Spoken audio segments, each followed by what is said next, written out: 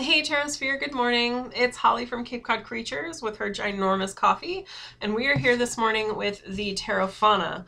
Also, I apologize in advance. I've got a little bit of a cold, so my voice might be a little off, and if there's a little coughing, I'm sorry. There's nothing I can do about it. I'm not going to refilm, so I'm being a little bit selfish today, and it's okay to be selfish sometimes. But yeah, I have the beautiful deck, the Terra Fauna. I also have its guidebook here with me this morning, and I've been meaning to get to this review for a while. This is a gorgeous, gorgeous deck, and now that I've reviewed it, I am so excited because it means I can actually use it. But yeah, it's 100% like one of the cutest animal decks I have ever seen or used, and we're going to go ahead and take a look at it right now. So here we go. All right, so here we have the Terra Fauna. The deck comes in an awesome two-part box with a little description and a butterfly on the back, and creator and artist. And then the book is a standard paperback. It's not too bad. It's not too thick. It's not too thin. The print size is really nice. So when you open it up, you get the signature from the creator, which is really cool. And then you also get, it looks like sketches and dedications, and here's the table of contents. So why create it? You get a section on why she created the tarot deck. You get a section on her animal symbolism, which I find really nice. That being said, I think it would be neater to have it, I mean, she works it in a little bit to the description of the cards, but to have it just all worked in there would be a little more cohesive, I think, if they were just all on each page. But if you want a quick reference, there you go. And then she gives you like what the elements mean as far as the suits are concerned. And then the suit, she gives you a little bit on the suits. And then she does a list down of the major arcana. And there are 2 extra cards in here. The Wild and Mindfulness, which we'll take a peek at. And then she also gives you some spreads too, which is really cool. Let's see if I can find those. Okay, so how to use. So here you get a 2 card and a 3 card. And then you get a Deeper Guidance Life spread, which looks like an abbreviated Celtic cross, honestly. The other thing that I really like about this book is you get what looks like working artist sketches. So really cool little drawings and like concept art in here, which I really, really love. And then at the end you get a little bit about the creator and the artist, and then you get a creator letter and an artist letter as well, some photos of the both of them, and like I said, descriptions of each of the cards. The book is in black and white, but it's pretty easy to it's pretty easy to identify the cards. And then you also get the 3 keywords for each of the card, which is really cool if you want just a quick reference, and then a write-up for each of the card, and then a little reversed message. And you can, however it is that you work with reversals, you can certainly keep working with them that way. But if you're new to working with reversals, you do get a little bit at the bottom about what it might mean in reverse. Alrighty, so that is the book. It's nothing too in depth, but it is a really nice book, especially for an indie deck. It's one of the nicer books I've seen. Okay, and now without further ado, the deck. So like I said, the deck comes in an awesome 2-part clamshell. The only thing that it is missing would be like little cutouts here, but thankfully it's not too sticky. That came apart really easy. In the inside of the box, I love how it's finished. Look at that cute little 2D little fox, and he's standing at what looks like the edge of a pond, and he's contemplating just life and the bigger, deeper questions and meaning. And it is finished all the way throughout. So on top of the cute little picture that you get on the inside, you do get what looks like to be part of the card backing on there. And then you have the deck. It sits very nicely and flush in the box, so there's no real moving around, so your cards are going to be nice and safe in there. And then the bottom is finished in the same back of the deck print. The card stock is really nice. It's a kind of a linen finish. It almost feels like playing cards, but not. And the card thickness is so that you could easily rifle shuffle the deck. But it could, like, this is a workhorse deck. This if you're planning on using this deck a lot, it's not going to fall apart on you. So the images for the deck, we're going to start with the major arcana, and then we're going to kind of flip. We're not going to do like a full look through of the suits because it's the same animal for each one. But we start with a doe for the, not a doe, I'm sorry, a foal for the fool. And then that was such a mouthful, a foal for the fool. And then we've got, not a foal either. Oh my goodness, baby deer. You know what? I'm just saying baby deer. And then we've got a flying squirrel for the magician. I love that they chose a flying squirrel for the magician. He's so cute. And then a crow for the high priestess. And you've got the empress as a fox. Foxes come up a lot in this deck. They are actually for the suit, the fire suit. So it's kind of interesting that she chose to put one in here on top of that. Although he might be a coyote. I think she's a fox though. And then we've got a wolf for the emperor. And you've got the Hierophant. And this one, this is interesting that they chose to depict it this way, because the emperor, you know, the emperor is somebody who provides, like, he's like the ultimate like surveyor of his kingdom, and he provides for everybody. He's got everything under control. So it's hard to tell if he's hunting down that rabbit in this one or if he's escorting the rabbit. So I suppose it would depend on the reading, but that's a couple of different ways to look at that image.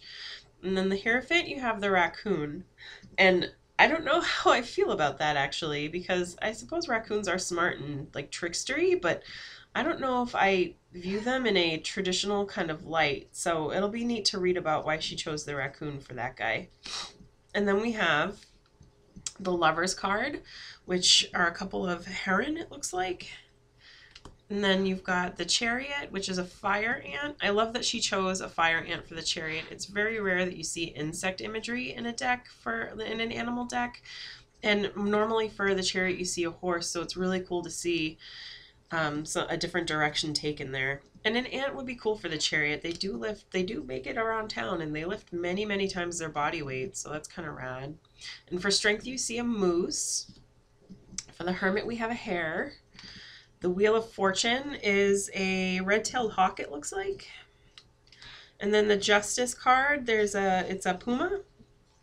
Hanged Man is a caterpillar, but he's becoming a chrysalis. So I like that. Normally when you see that, this little caterpillar-y dude is already in his chrysalis and he's almost turned into a butterfly, but this is just like he's just making his chrysalis here. So there's tons of symbolism and meaning to be garnered from that. And then Death is I think that's a Luna moth. And Temperance is a bear with a butterfly on his nose. Bears we see a lot in this deck as well. They are the suit of rocks, so the pentacle suit. And then you have Death, you have a spider and a moth, you know, because spiders got to eat. And yeah, that's kind of, it's devastating if you're the moth, but not if you're the spider, I suppose. Oh, and I'm sorry, that's the devil, not, oh, poor spiders. Spiders always get a bad rap. So I originally read that as Death. I think that would have been a really cool one for the Death card, but that was the Luna moth. The devil is the spider. I'd have to, well, suppose where it weaves a web and it's a trap. That's a little on the nose, though. The Tower, we have a forest fire. The Star, we have Ursa Major, which is kind of really cool. And the Moon, we have a moth in the moon up through a stand of trees. Then we've got the Sun, which is the same stand of trees, just with, that's actually, so here you go. It's the same stand of trees, just one in the nighttime and one in the daytime. So we've got a moth versus a butterfly. So that's kind of neat.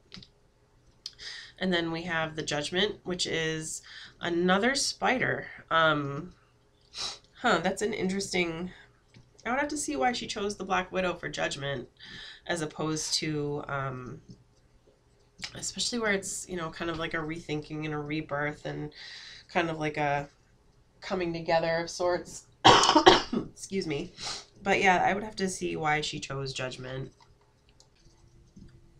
And then we have the World, which is, it looks like the entire glen. I'm going to call it a glen. But you've got all the animals and the foxes. There's deer in the background, all the plants, a little spider web. So this is a big picture of the entire forest that we just walked through, which is really neat.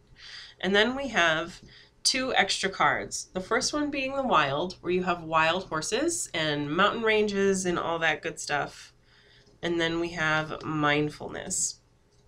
which is a turtle, and he's kind of contemplating the pansies that he's actually carrying a little pansy, so that's kind of cute. And then as far as descriptions for those cards, let's see, mindfulness. Well, mindfulness is, you know, taking your time, slowing down, and thinking. But the keywords she gave for those are pause, rawness, and real. And then the keywords for wild were freedom, expression, and persistence. But those will be neat to see how those kind of come up in a reading too. I always love when decks include like 1 or 2 extra cards and they aren't necessarily the happy squirrel. So then we're going to start with the earth suit. I'm just going to take the majors and put them over here. So the suit of rocks, also known as the earth suit or the suit of pentacles, features bears. And where bears are kind of, you know, I think bears are a really good embodiment of earth energy. They're, you know, very strong, very, I'm not going to say necessarily serious, but to me, they do kind of embody like that raw, powerful earth energy, and like the taking care of, like really kind of living in the moment and taking care of, you know, the 5 needs. I mean, my head always almost automatically goes towards Blue, who's very like, you know, he's very stuck in like not necessarily the material, but he's definitely like yep, let's go, you know, let's eat some stuff and do whatever and have some fun today. So that's kind of where the earth energy sits with me. And then we've got like the ace and the 2, and then we've got the 3 of pentacles. That's an interesting one for 3 of pentacles, because here we get the like a wolf helping the bear cub up. And then we've got the 4, 5. Although the 5, I don't know, 5 of Pentacles, does this really say 5? Like, yeah, maybe. I mean, this isn't so much. So the 5 of Pentacles is traditionally like the stained glass window with the 2 injured people. And here they're on their way to go hibernate, I suppose. So this actually sends off a different message to me than the 5 of Pentacles, which is like help is right around the corner. Could also mean illness or what have you. Just kind of like a desperate, kind of a sad place to be as far as your needs are concerned. And here they're off to, like, you know, they're fat, they're happy, and they're sleepy, and they're about to go sleep for quite a long time. So I don't know that that necessarily says 5 of Pentacles to me. And then we've got the 6 of Pentacles, which is charity. The 7, the 8 of Pentacles, yeah, like where he's like kind of building a little den to be sleeping in. Yeah, that kind of says 8 of Pentacles to me. This is a little bit of a better job. But the 7 is like, normally it's the gardener, like waiting. I don't know. Some of these images, they're nice, but you're going to need to rely heavily on some memorized meanings for some of the more traditional. So the 9 of Pentacles is the woman, and usually it's the woman in the garden with the falcon. I don't know, this almost says 10 of Pentacles to me, more so. And yeah, see, so so this is more like a legacy thing, because you've got all the generations of the bears together, and here you've got them kind of walking away. I don't know. So definitely, like I said, it's not. So the Page of Pentacles, he's getting some honey on a cliff. The Knight is going after some salmon. The Queen is going after some berries and flowers. And the King is just standing on a rock roaring. So yeah, like I said, you're going to have to really, you have to kind of know your rider weight when you read this deck. It's not always obvious that it's going to be, you know, it is what it is. So then we have the ace, the feather suit, which is the sword suit. So this is the suit of air, and we're given owls.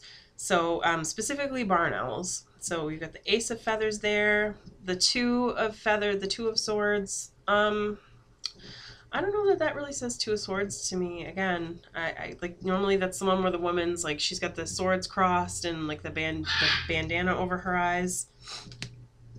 And then we've got the 3 of swords here, which is heartbroken, and it looks like there's, you know, either the birds left the nest or they were prey out of the nest, which is kind of sad, or maybe empty nesting. But that's the card of heartbreak. I don't know if that says that to me. This is a good 4 of swords imagery here, though. The 4 of swords is usually the card of rest. And this to me does kind of say like, okay, time to like rest, relax, and like doesn't necessarily don't mean pay attention, but maybe you kind of hide away for a little bit. And then you've got the Five of Swords. Yeah, I don't know that that really says Five of Swords. I'm trying to take a look. Oh, there's a fox in the background. I don't know, man. And then we got the Six of Swords, the Seven. So the Seven, that's plucking feathers to line their own nest, maybe? I don't know. It's kind of confusing when you take into account the Three of Swords imagery that we just kind of zoomed past. It'll be interesting to read why she chose some of the images that she chose again, but it would behoove you to really know your rider weight here. I love this Eight of Swords imagery though. This owl is all tied up in a piece of string and can't seem to get himself out, which suggests more to me. Normally the Eight of Swords to me is about kind of like a self-made trap, but this is more like outside circumstances beyond your control. This is like somebody else's carelessness almost. And then we've got the Nine of Feathers. So you've got an owl guarding the egg that she's sitting on. And then the 10 of Swords, which is, oh, the eggie is broken. So that is, oh, that is really sad actually. So that's some loss there. But not necessarily, you know, the backstabby betrayal kind of a thing. That's just, this is more like a Five of Cups image to me. But again, it's a different deck. So that's the good thing about different decks is you get different perspectives on the cards. And you get to kind of, like, while you should know your rider weight when you approach a new deck like this, you don't necessarily need to go 100% by rider weight meanings. You get more intuitive hits. So you've got the Page of Feathers is just sitting there looking handsome. And then you've got the Knight actually actively hunting a mouse. The Queen of Feathers is standing there just adorable and amazing. Actually, that's a little chick. She's guarding her chick right there. And then you've got the King of Feathers guarding a mostly grown chick, but in a less, like, he's more chill about it. This queen is a little kind of like, oh my god. So then we have the aces. I'm sorry, not the aces, the torches. So this would be the fire suit. And it looks like we are going to do a full flip through. So sorry about saying that we weren't earlier. But you've got, this is going to be foxes to embody that fire energy, that playfulness, that kind of silliness in life. That's kind of, when I think of the, when I do think of the torches, I do think of kind of like jokester, trickstery, like, you know, passion-y kind of energy. And what better to embody that than a red fox, right? So we've got the aces, we've got the 2 with the 2 paths in the woods. That's kind of cool. And then we've got the 3 of torches, which is kind of looking towards the future. And look, there's a little fox in a den, and he's so happy to see her come. Like, oh my goodness. So this to me is starting to look a little more like rider weight. We've got the 4, which is kind of like the homecoming card. And then you've got the 5 of torches, which is like the fight for no real reason. And then you've got the 6, the 7 of torches. So the 7 of wands is, this is kind of a tough one. So this is usually like the argument, like the fighting with somebody. And this doesn't, you usually have like one guy up on a hill, and then you've got like a bunch of guys like trying to hit him with the sticks, and he's coming from kind of a moral high ground standpoint. And then this doesn't really say that to me, but you know, to each their own. And then the 8 of torches right here, and then the 9. So the 8 of torches will be incoming messages. I don't know that I necessarily get that here. This looks like they're all about to stage an intervention, honestly. So maybe it is incoming news, but not in like the best way that you thought possible. Like they all look like they're going to give you a talking to. And then you've got the 9 of torches, which would be like the almost there card. So you've got this fox, and he's standing guard, but he's starting to get a little tired. So it's almost time to relieve him of his shift, and you know, daytime is almost here anyway, so he can nap soon. And then you've got the 10 of wands, which would be, I don't know, this is kind of got your 10 of wand imagery where he's carrying a bundle of those sticks and he's headed somewhere with them. And then the page, very cute. One of my most favorite cards in this deck, actually. And then we've got the knight, the queen, where she's nurturing the little fox and his little tiny fire behind him. And then you've got the King of Torches standing proud, although it is very reminiscent of the Knight, but a bit more serious looking, I suppose. Yeah, you know. All right, and then we've got the shells. This is the final suit. This is the suit of water for this deck, so that would be the cups. Easy to remember. Shells are cup shaped, and we have river otters. So adorable. I love otters. So we've got the ace, the 2 of shells. There they are sharing their shells, and then the 3 of cups. Yeah, maybe. I don't know. Like they're kind of missing like that 3rd otter. Oh no, there he is coming to join the party. And then you've got the 4 of cups. Yeah, that otter doesn't look like he's too keen to be like getting yet another shell. It's like he kind of can't keep track of the ones that he already has, and he's spilling water and he just doesn't care. And then you've got the 5 of shells where yeah, like his shells are empty, but so it would behoove, I don't know, I think like if these 2 shells were full but these 2 had spilled over, this would probably be a bit of a better image. And then we've got the 6 of shells, the 7 of cups. Yeah, so this is an interesting one for 7 of cups. You gotta like pick another shell, but you gotta make sure you're picking the right one. Plus you have to handle, like, you gotta be wary of protecting the stuff that you already have. And here he is spilling while he makes another decision. So that kind of works. That kind of works for me. And then you've got the 8 of cups, which is a card of moving on. I don't know that I necessarily get that from this image. She looks like both of those otters don't look super unhappy. And then you've got the 9 of cups, which is the, oh, this is more of a 10 of cups image to me though. So normally the 9 of cups would have like the guy and he's like super smug and he's happy about having all of his shells.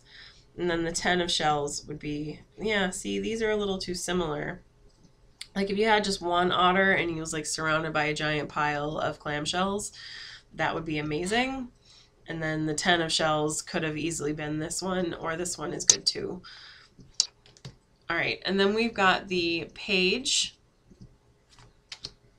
the knight. Oh, I love him. Look, he's wearing a shell necklace. This is the first time we actually see anything kind of I can't say the word. This is the first time we see anything kind of humanistic about these otters. So they're actually wearing shell necklaces. It's the first time we see anything kind of animally that way, like kind of human-y that way. And here they are wearing necklaces here. And the king is wearing, and the queen is nurturing her little baby. That's a good one. And then we've got the king of shells right there, kind of sitting there looking proud. So that is the entire deck. Now we're going to go ahead and do our shuffling and reading. All right, so this deck actually shuffles fairly well because the cardstock is that nice, thin, flexible. It's flexible yet sturdy. I don't know. It's like it's a good stock. I really enjoy it, actually. So you can bridge it really easily, and you get good intermingling on first pass. So let's go ahead and just show you that. Yep. So it's not too bad. And it bridges really well. It also fits in the hand nicely. It's your standard if you're used to handling like a Llewellyn or a US game size deck. It'll fit nicely in your hand. So you can definitely do your hand over hand shuffling really well.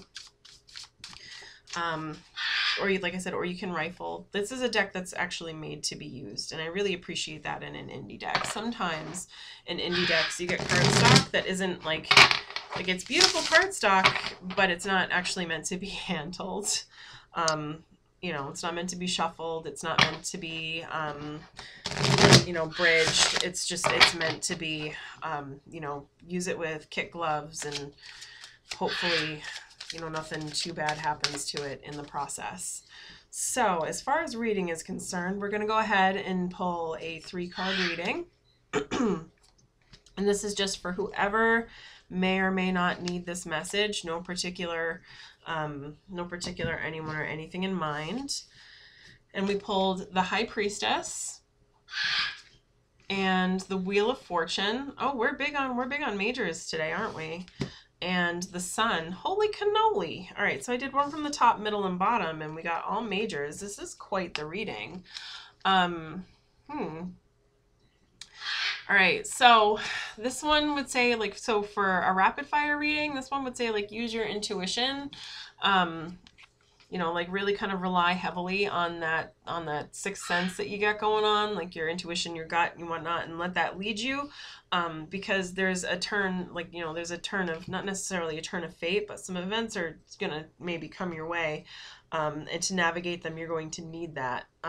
But it'll all turn out okay in the end. Now, if we wanted to explore this, oh my goodness, strictly on symbolism, or the symbolism of the cards, I mean, this is like a really dark purpley hue. So this would, and it's a corvid, so a raven or a crow, which would suggest to me that you have to be a little sneaky, a little tricky, but definitely smart. Like ravens and crows are some of the smartest birds out there. So you're gonna have to actually employ some problem solving, maybe be a little tricky or aggressive to kind of get your way. And you're not necessarily going to know what's coming your way because you can't really, like, the sun is going down, you can't really see that well here. And then you've got this adorable red-tailed hawk, and he is swirling around on this, like, there's a sun in the background. This is a little hard to see here, but there's the sun in the background, and there's this awesome swirl of like petals and leaves and whatnot. That says to me that if you just employ a little bit of those smarts, you're in for an upswing. Like, it's such a beautiful vista. Like, you're going from the dark to the light pretty easily. You know, it's a pretty dramatic shift. And then you wind up, you know, with the sun card, which is like joy and hope and warmth and love and family and all that, all the good stuff. So it's just a matter of riding out whatever bumpy thing it is that you're going on, because that wheel is about to turn, and it's going to turn in your favor, but it will require some navigation, and some thinking and problem solving skills and all that good stuff. So that would be, oh my goodness, I dropped a card. That would be your reading with the Terra Fauna.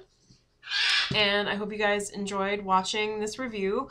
You know, if you want to help keep my channel and my forum, Tarosphere, ad-free, you can buy me a coffee. The link is below. Shameless self-promotion, right? And I will see you bouncing around the Tarosphere. Bye, guys. Later.